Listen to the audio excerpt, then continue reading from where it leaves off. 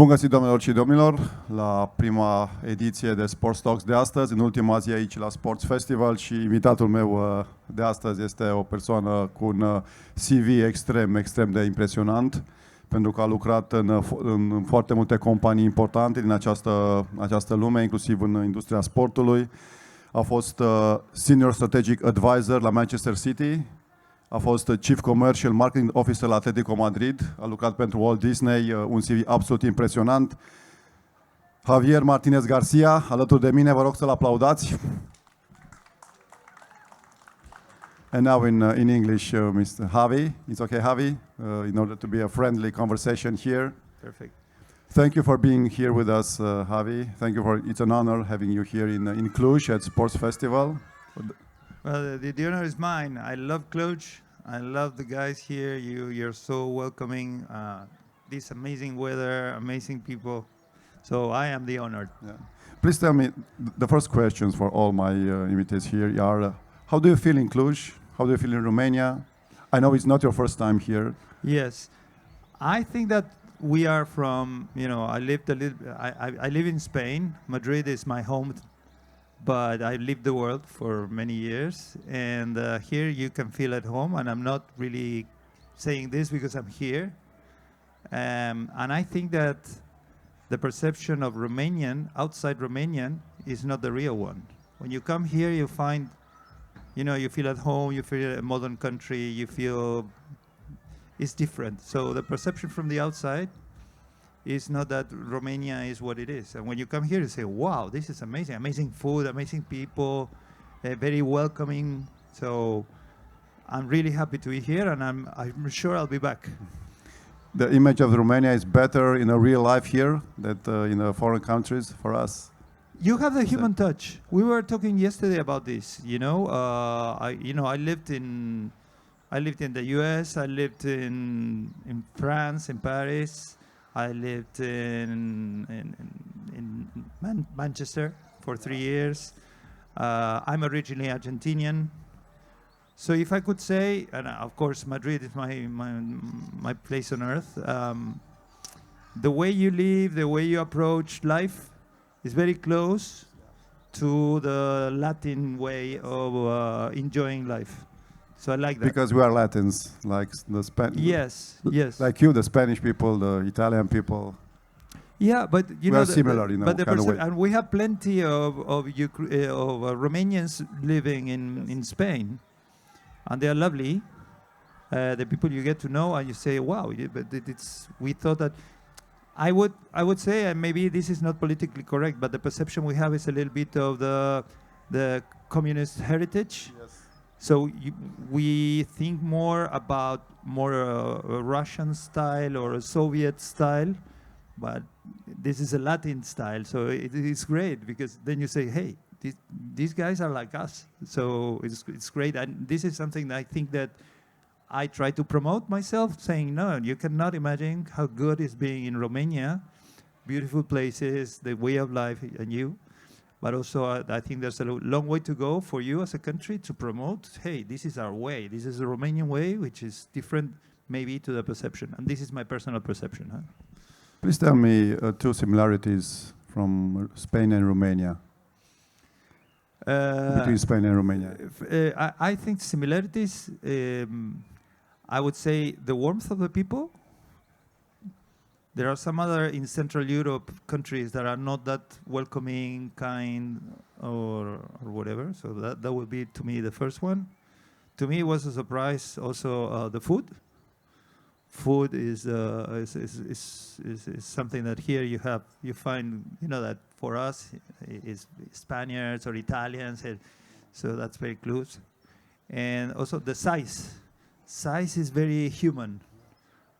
And this is something that the more you travel, you go around the world. I've been to China, I've been to everywhere. I've been in Mexico City a month ago. Everything is gigantic. Here, even if you are in Bucharest, it's a big city, but it's not, so it's got that human side. So those would be the three parts.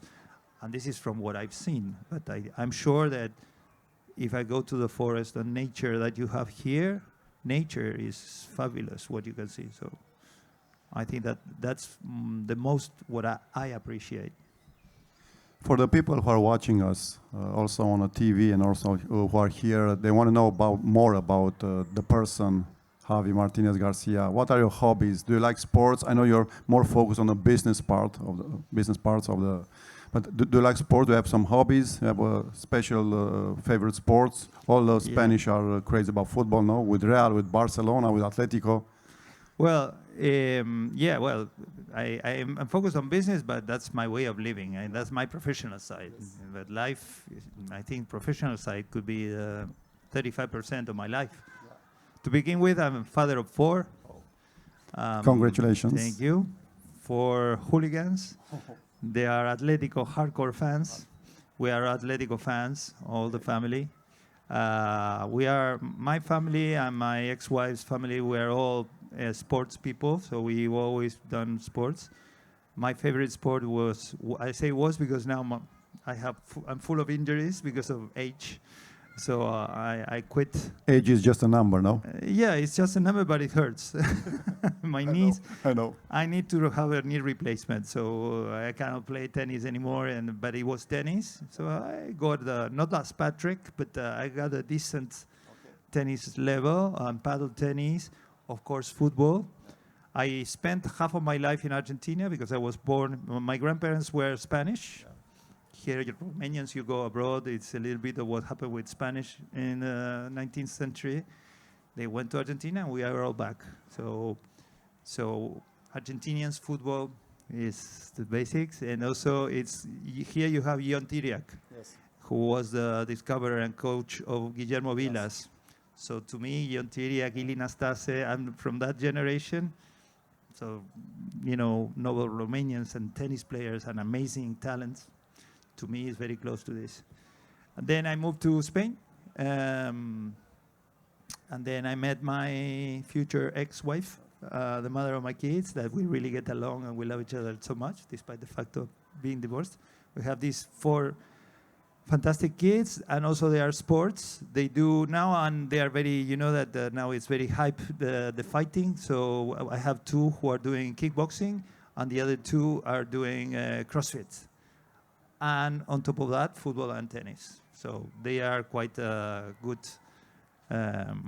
in sports too. I've noticed that I work out every day in the gym. Okay, yeah. Very good. That's very, very good. I've noticed that you said that you are very hardcore Atletico fans. How is it to be in these days Atletico fan, losing 2 Champions League final with the Real, the greatest rivalry there, no, in Madrid? Well, one was in Milan and the other one was in Portugal. The thing is that I was lucky. On one side, when I moved to Madrid, my original team from Argentina is San Lorenzo de Almagro. San Lorenzo is the one that the former Pope, yes, he was a big fan. And I said, okay, when I move to Madrid, I need to follow a team in Madrid. So in those days, Atletico was about to win La Liga. And also the way, the vibrancy, the fans are so crazy that they are very similar to what happens maybe in Italy or in Argentina. They are very passionate. Real Madrid fans are okay, but it's not that craziness. So I said, I want to be one of these guys. So this is why I joined Atletico as a fan. And this was in 1995. With Radomir Antic coach, no? Sorry, yeah. With Antic coach, yeah. Yeah, Antic. And Pantic just hitting the corners. The player, yeah. Yeah. So Milinko. But then many years later, I was lucky enough that I've been offered this position of becoming a chief business officer for Atletico Madrid. So I wanted to ask you that later. You stole my questions. That question: how is it to work in your favorite club? No. But let me finish with the finals of the Champions League against Real Madrid. Yeah. That hurts. I know. So it hurts as a fan, but it hurts more as an executive, because I was in charge of the whole business side of Atletico Madrid in those days. So when your salary is depending on winning or losing, it's even worse. So on one side, it was very tough, because on one side, me as a fan, I was very sad, and especially we lost to our nemesis. And then on the other side, your salary, your bonus depends on the winning or losing. So that's a fun fact. That's football. So, but it was. I'm very fortunate that I was there and I could live that. And the whole setup of playing and being part of the executive team who plays two finals of the Champions League, is something that God sent me, and I'm so grateful to Atletico and the fact that I was there. The sports, especially football, but also tennis and the other sports, are becoming more and more like a business now. It's not just pleasure, how it started. Now it's more even focusing on business and on growing and on money now. How was it for you to work in such big clubs like Atletico, like City?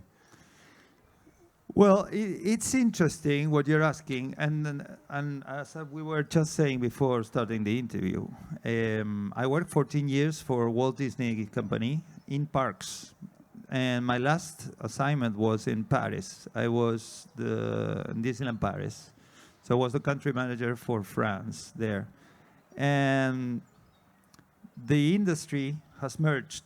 So in the old days, I remember, and this is a fun story, when you go into customs in a country, say, what's your, or in a hotel registration, what's your profession?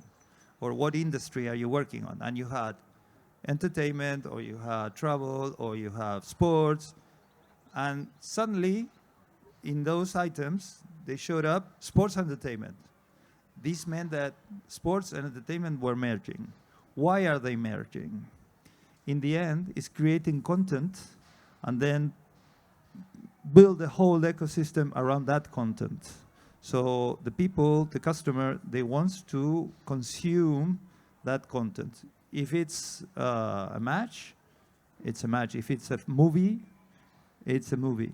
The difference between sports and entertainment is that if it's a match, you want to see it live. If it's a movie, you can watch it anywhere, whenever you want. So that's why the TV rights, streaming rights are so expensive, because you have the urgency of watching that. You as a fan, you want to watch that. So, but the way you deal with sports entertainment has totally changed and merged. So yesterday we could see with the show we had, it was an amazing festival with all the lighting, the entertainment, the atmosphere. That many years ago was impossible to think about. So the sports took a little bit of entertainment, and entertainment took a little bit of sports.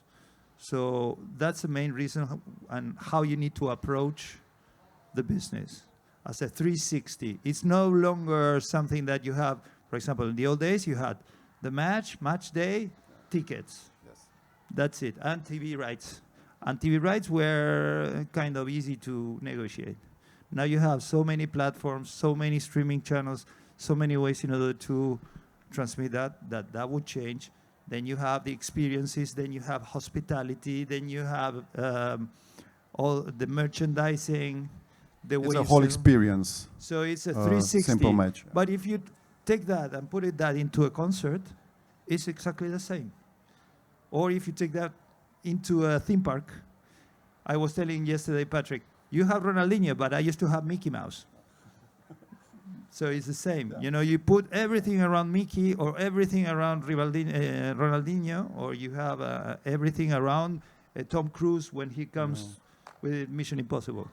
I don't know if I'm clear, but I know. It's the content, and then you build the whole ecosystem, and they work exactly the same. It's about a model, a person. I want to ask you something. I was really curious. It's more like an impact of the social media about this, because we are in a moment now that we have players more who are bigger than the clubs, like Ronaldo, who has billions of followers, more than Barcelona or Real Madrid or Messi or other. There are players like an institution who are bigger than one club. Yes, absolutely. They are, well, as I was saying, let's do the comparison with Tom Cruise. Yes. People follow Tom Cruise, regardless of the movie he does. Cristiano, Messi, they are just institutions, they are corporations. I dealt with both of them because of different moments. So they build their own, again, who's the content? Cristiano or Messi, and they build the whole wheel around them. Social media is a facilitator, and it will change also, because now we still have influencers, YouTubers, and prescribers, but in the future maybe we have AI, and these people won't be as important as they are now. In the past, in the 70s, when you have the journalist who was the anchorman, everybody, whatever he said, it was the truth and nothing but the truth. Now it's so split. So the influence that they have, it's changing by days. So I would say that the digital revolution, I was managing director of Globant. Globant is a tech company, big tech company. They are the official Formula One and FIFA partners. So I worked a little bit on the tech side. I was the politically incorrect, because I always say that the truth is the values, the core value proposition. If you like Cristiano, it's because you like Cristiano and what he represents. If you like Messi, you like him because of what he represents. And how you get to that is about how you deploy all the digital, all the meet and greets, or whatever you do with him, the merchandising. So to me, technology is a facilitator. Now it's social media, now AI is coming. So the more technology advances, this will keep on changing. But the core is what the values, what that person represents. So sometimes it's very risky, because someone who's really famous, they do things that are not proper, then they go from being to the top down. So in reality, it's not the social media, it's what that person represents.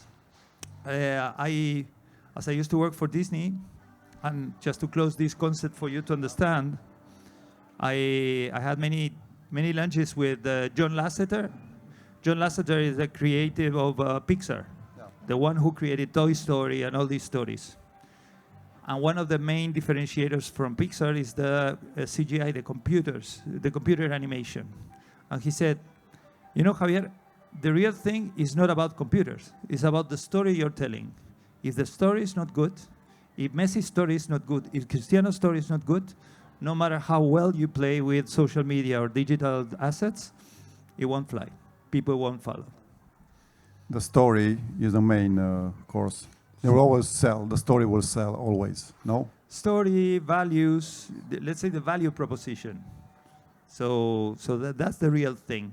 If you don't have the proper story to tell, then no matter how many digital assets you can add, they won't fly.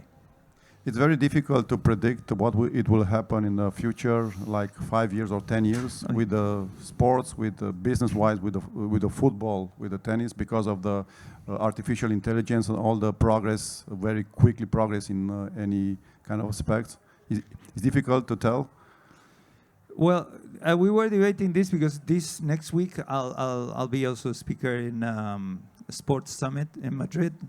If you want to join us in Madrid, thank you very much. Next week. I'll be part of a panel talking about the future, or especially of venues. And the moderator asked us, so what would be, how can you imagine a venue or stadium in 2040? I say, we cannot tell you how it looks like. We can tell you about the trends of where we're heading to, because technology now, in 2040, it will be old already.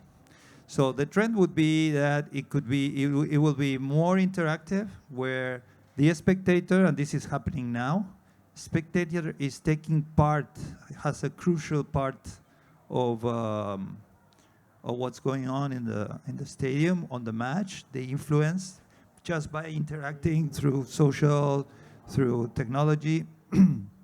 Also, another very important thing in the future regarding, for example, the venue, how you experience being in a venue is the immersive atmosphere that you have, how you can interact, and how that impacts, and also how you can engage on match day or a non-match day, let's say, because the moment of the game is the moment where you can do it. But pre and post match is really, really important how you engage.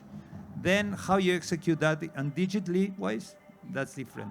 And I truly believe that, for example, the physical part, we're saying that I am a big fan of supporting what is called phygital, which is a mix of physical and digital.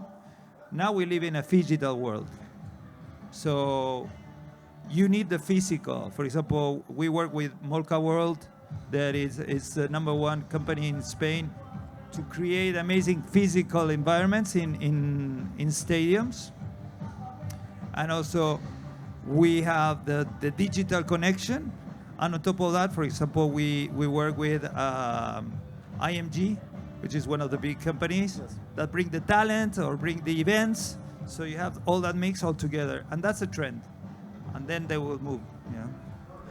The main subject here at the Sport Talks, in the Sports Festival, is about patience, resilience, the patience for building a success in every aspect of the life, in sports, in business. And what is it, patience, for you? How does it help you in life, in business-wise and otherwise? I would answer with two things that I usually include in one of my keynotes. That is about leadership. It's on one side, you need to have a lighthouse. So in life, you need to have a lighthouse. You say, okay, I want to go that way. You know that sailing is not going straight unless you have a motorboat. But with a sail, with the wind, you need to do like this. Yeah. So that would be part of the patience, because I know I want to go there, but sometimes you have to go like this and then like this, trying to get the wind in order to get there. So that would be a little bit of the patience. You would like to go straight forward, but life takes you to different places. And also, the second one is, life is like a marathon. There is a moment in the marathon that you have to go with a group. And then there is moments in that race that you need to sprint. So there are moments to go with a group, and there are moments to sprint. So that's a little bit about the patience. But how can patience be balanced with ambition? Because when you're an ambition man, you want to do things quickly to have success very fast.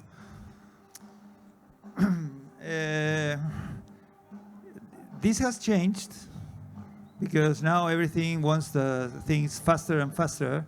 The new generations, the digital generations, had shown that you can do things very fast, but there are very few who can do that. So the good thing is to really prepare yourself, move fast, act fast, try, it's good to fail. So these new generations, let's say the digital generation, the native originals, the digitally natives, they break and they fix, they break and they fix. So that's a way to go faster. But to do that, you need to learn and learn from failures. And then come back again and come back again. And don't be shy of failing. That would be, perseverance. You were talking about perseverance. That's the way it goes. For you, patience is a learnable skill. It could be learned. And if it's so, how can we achieve that? With experience, maybe? I think it's a state of mind. It's the way you approach life. You can fail, and it's impossible to control everything. This is why I talk about the lighthouse. I want to be there. I don't know really where, but I want to be there.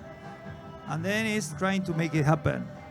I would have never thought that I would end up working in Saudi Arabia in a huge company or in a huge project.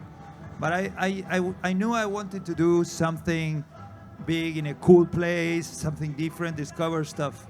And then keep on pushing, keep on pushing, keep on pushing. So it's a lot of mindset. Some people are a little bit more laid back and more comfortable. One of my sons, he's an engineer and he just wants to code.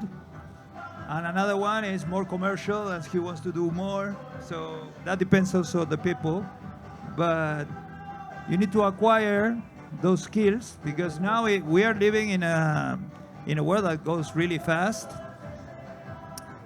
And our kids, they will have even a worse time than us, you know. So it's a mindset. It's a way of life. Atletico is that, you know. Coraje y corazón, we say, which is heart and courage. So you keep pushing, keep pushing, keep pushing. Because I'm a sport journalist and you're Spanish, I have a curiosity, and I want to ask you, how do you eat, or what do you eat in Spanish in sport? Because what is it about you that in the last 20 years you succeed in every sport? You're very good in tennis, in football, in basketball, in handball. You had an Olympic Games in '92 in Barcelona, the starting point, no? But in the last 20 years, you're very good in every sport. It's amazing what you achieved that after 2000. I think that there was a turning point with the Olympics, because we realized that we could be a modern nation. In those days, we were just beginning, you know, when the Olympic Games were held, we were discussing, you know, and something happened similar to Romania. You know, we were coming from a dictatorship, so we needed to become young, modern, being part of the European Union. So that changed a little bit of the mindset, and starting getting, you know, European funds. That helps. So you need to think strategically in the long term, you know, to start building. Okay, when you want to get there, again, the lighthouse, you need to plan, bring the right people, and understand how things work. This is something that, for example, now that I've been in Saudi Arabia, you know that Cristiano, your colleague, Cristiano, when he went there, that was a big turning point, because they revolutionized everything related football, but there's nothing below him. So it was the aspiration, the lighthouse. I want to be Cristiano for the people in Saudi. So now they are building all the grassroots, and they are preparing themselves, and they're putting together teams in order to create that talent, bring the talent, train them, take them away to learn. And this is how we did, you know, with tennis, we did that. We have the Armada, you know. Yes, I'm a tennis commentator. It's not by chance that you have people like the Armada who wins Davis Cup, and then you have, you know, Ferrero, you have Moya, and then number one in the world, and then you have Nadal, and now we have Alcaraz. Yes. It's not by chance. It's because you've been doing things in a very concrete, again, the lighthouse, in a very concrete way, and you perseverance, and you train, and you're serious. Same with football. Football, and I can say it as an Argentinian too, Argentinians are always competitive. They always like to compete and win, and the mindset of the Spaniards, they say, okay, we're good, but we're quarterfinalists in World Cups. We can do more. And then a guy, okay, who was Aragonés, he was the coach of the first Luis Aragonés in Luis 2008 Aragonés, Euro, 2000 Euro, when you won Euro. with Germany in the final. Yeah. This was a turning point, because we started believing that we could do it. And on top of that, we have the amazing, you know, base, the foundation of Barcelona, where you have Iniesta, we have Piqué, Xavi, you have Busquets. So that was the foundation of that national team, and we added Fernando Torres, who are the top scorer, and then we won the World Cup. So it was, you need to work hard, but then you need to really have the mindset that you can do it. Same with you know, basketball, we do well. Fernando Alonso, you know, 2 world champions. So these are the kind of things. So then you need to believe in yourself, but also you need to put together sort of clear vision and the means to develop that. The grassroots are the key. This is a big discussion I had in Saudi. Guys, remember the Cosmos in New York? Yeah. Long time ago? The 70s and 80s. That didn't fly, because they brought all the stars in one team. So they said, okay, we're going to bring all the stars, and the whole setup the whole football will grow. And it didn't work. So if you have Cristiano or Benzema or Neymar laying there and nothing below, it won't happen. So now they are working on how to build that grassroots talent in order to get to the final World Cup. Their lighthouse is the World Cup in 2034.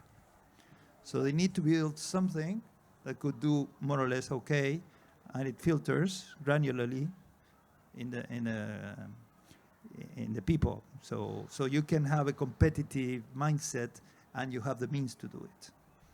Haideți să-l aplaudăm, vă rog, pe Javier Martinez Garcia, o discuție foarte interesantă și dacă sunt întrebări din public, vă rog. We have some questions from the public. Yeah.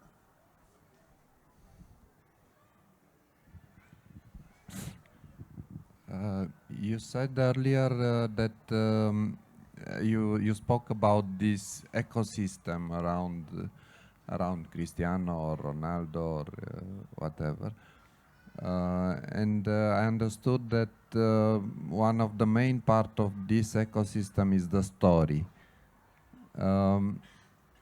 After you saw sports festival, which is your story that you get from the sports festival? Good question. It's not about the story, it's about what is called the value proposition. For example, if you have a very clear and engaging value proposition, everybody understands what you're trying to transmit. Okay? For example, for Disney is family entertainment with heart. For Atlético is coraje y corazón, heart and courage. For Cristiano could be premium top scorer, very competitive and glamorous. Okay, he's a star. So once you have that everybody understands that, and you can define someone with 3 words or just a phrase, then you're in the right track. After that, you build, because you have, that would be how you build that brand. And you start building that brand based on that value proposition. Then you deploy maybe in different pillars. One could be the communication or the digital side that will take care of that brand in all the digital side. Then you will have the commercial side, all the merchandising, all the whatever. Then you will have another one that is about communication. That means CSR, let's say, how you relate with community. It's very important, the contact with fans, how you make it happen.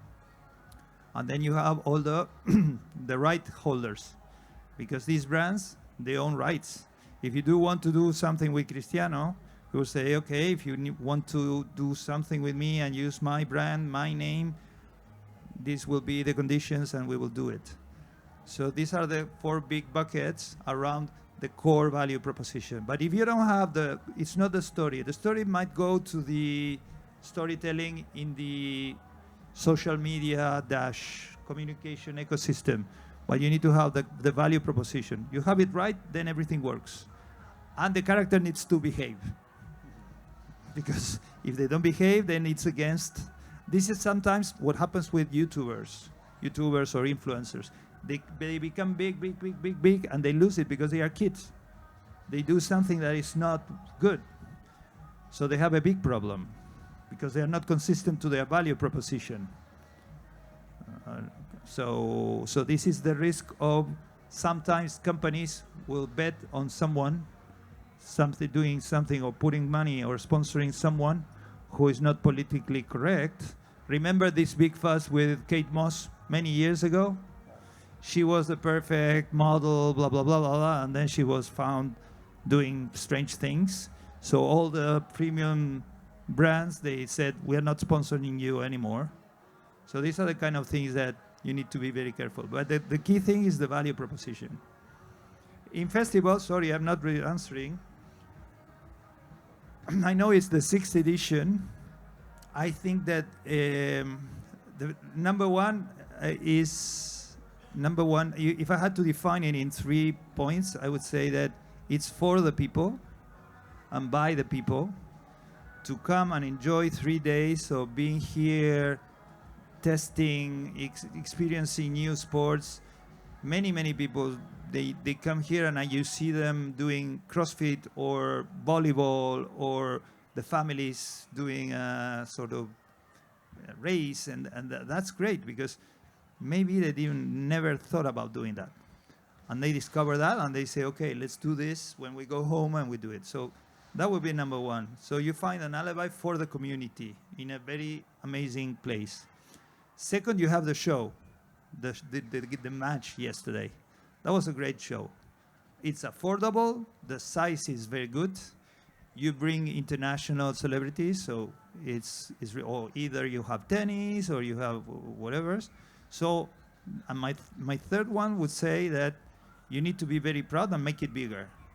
And this is something we are trying to discuss with Patrick, in order to say, hey, how can we do this bigger? Because this is great. So this would be my 3 takeaways from this, and being here like this, doing these talks that is for people mainly, is great. Sometimes it's B2B. For example, the forum I'm speaking in Madrid next week is B2B, it's just business. But here the good thing is that it's open for everybody. Aplauze vă rugăm pentru Javier Martinez Garcia. Thank you very much, Javi, for being here with us. It was a pleasure. No, my pleasure, my pleasure. Thank you. One more question. Yeah, of course. Of course. Merci. Merci. Thank you very much for being here. I'm Gabriel Marinescu. I'm a sport ambassador, and more precisely football tennis, soccer tennis. We are in Cluj. This is an historical place for this sport. We have some of the best players in Romania at this sport. And I've heard you talking about tennis and football, and I'm an ambassador for 15 years. I'm struggling to promote this sport because our target are soccer players, and a lot of people also who don't play soccer find peace in playing football tennis. With your experience, would you consider that this sport, for me, this sport is not at the level it's supposed to be, because we play everywhere in the world, but with different rules, different size of pitches, and there is not one entity big enough to take over and to promote. But if we consider that all soccer players must play football tennis for the technique, after their career, it could be a good way to continue to play. And please, if you have any idea of helping me try to promote this sport at a best way, I would gladly appreciate it. Yes, well, we will have to discuss a little bit about the whole thing. Happy to do that. There are some things, it depends on how you want to do it, because soccer tennis, I think, is really nice when you see it being played, but to play that, man, you have to be skilled. Exactly. If you put me playing that, forget it, So you enjoy it when you see people really doing, and it's demanding, physically demanding. It's not that. I will give you an example of what, I don't know if you saw pickleball. Yes, I know about it. That could be a sort of good benchmark to see. Why pickleball? There are 500,000 people that are part of the Federation of Pickleball in the US. 500,000 people are playing pickleball. So why is that going up? Because it's easy to play. So anyone can play. It's like a ping pong. I'm a tennis player, so to me it's kind of, come on. But reality is that it's catching up because of that. So they bring Agassi or Alcaraz to do one session. They show it's fun for them. It's like playing cards. But it's going to the media. It becomes viral. So you promote it. To be skilled, to play soccer tennis is not that easy. Am I right or wrong? You're true. It's right, but it's very accessible to everyone. Even people that are overweight. My experience is that they prefer to play soccer tennis than football, because it's a small court and they're having fun 1 hour, 2 hours, and they get what they need from the sport without being very physically touch. But you're right, you need technique. The problem is that everyone has different rules, and I'm trying to, to speak with I've been contacted by Zinedine Zidane in France as an ambassador. I promote the soccer tennis in Aix-en-Provence. I'm a French citizen, by the way. And it's very difficult to promote this sport if we don't have people that start talking about it. This sport is played for many years, especially here in Cluj and in Bucharest. In Romania, we have 100,000 people playing it, but nobody knows about them. We have numbers that are not correct about the people that are playing sport in Romania because nobody's having a situation on it. But thank you very much for your words. And we can talk offline because we're going to get bored to the rest of the people. Thank you very much. But I would think about the influencers now. Thank you, sir. If you bring over the influencers now, that could create something. Thank you very much. Aplauze, vă rog, încă o dată pentru Javier Martinez Garcia, invitat aici la Sports Festival.